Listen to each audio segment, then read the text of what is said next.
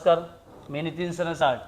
आज आपल्याकडे कालच्याला पेडगाव मैदानामधले मालक डॉर्ली त्यांचा बैल हरण्या आहे आणि हिंदकेसरी पहिला पटकावलेला. आज त्यांनी एक संधी दिली मला.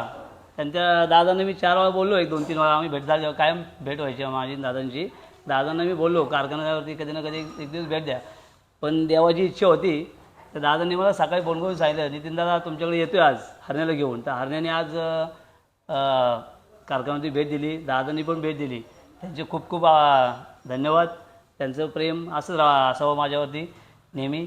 आणि दादांनी पण सांगावं की दादांना कसं वाटलं आज नितीन सरसाटला भेट देऊन, की आमच्या इथं येऊन कसं वाटलं. दादा काय वाटलं आज? नाही, आज मला आनंद झाला, कारण मी ज्यावेळेस तुमच्याच बैलगाड्या इथे ठेवलेल्या होत्या आपल्या वाडकीच्या दत्त जयंती मैदानात, त्या टायमाला मला जो तिथेशीन मान मिळाला, म्हणजे फायनलला गाडी राहिली आणि तुमची बैलगाडी ज्यावेळेस आम्ही हातात घेतली त्यावेळेस आम्हाला म्हणजे लई मोठी बक्षीस मिळाल्यासारखी. कारण आज तुमच्या बैलगाडीला अख्ख्या महाराष्ट्रात नाही, भारतात त्याला प्रसिद्धी आहे त्या बैलगाडीला, म्हणजे एवढी कलाकुसर तुमची ह्याची.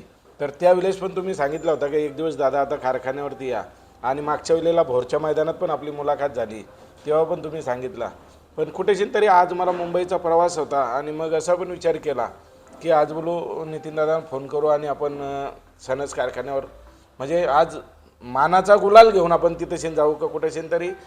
ज्या नंदींची एक ती प्रतिकृती दाखवून आज जगप्रसिद्धी करतात, तर तशीच त्या नंदीला आपण जर त्या कारखान्यावर घेऊन गेला तर त्या नंदीचा आशीर्वाद कुठंतरी त्यांच्या सनस परिवारावरती राहून त्यांच्या कारखान्याला चांगली येईल.